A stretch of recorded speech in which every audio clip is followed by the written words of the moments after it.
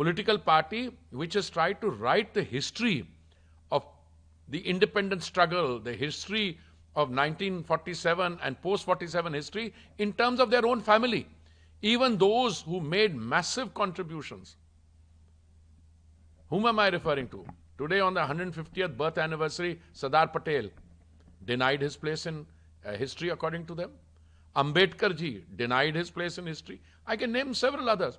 And if you believe in their version of history, it is only the Nehru-Gandhi family which did the national movement, etc. They've forgotten all the others who did things. Even the name,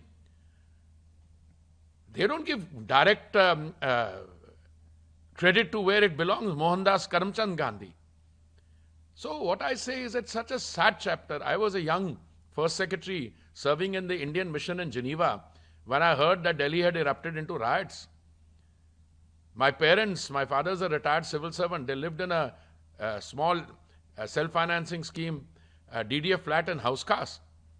One of my friends had to take my parents under cover of darkness and take them to my grandmother's house, which she had a flat refugee rehabilitation property in Khan Market. Why there? Because it was at least on the first floor.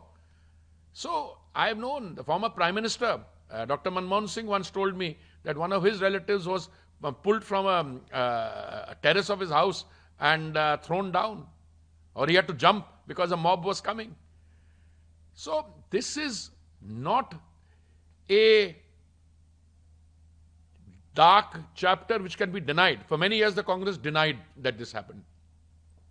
They denied the anti-Sikh carnage.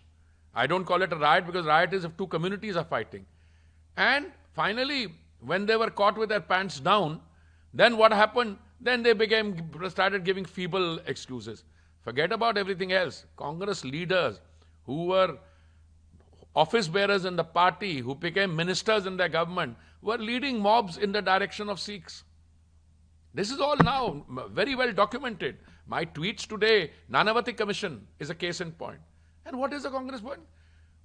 That young leader at that point of time says, when a big tree falls, the earth shakes. We ought to be ashamed of the fact that those who are responsible for the maintenance of law and order utilize the machinery of the state to go and pile on members of a community.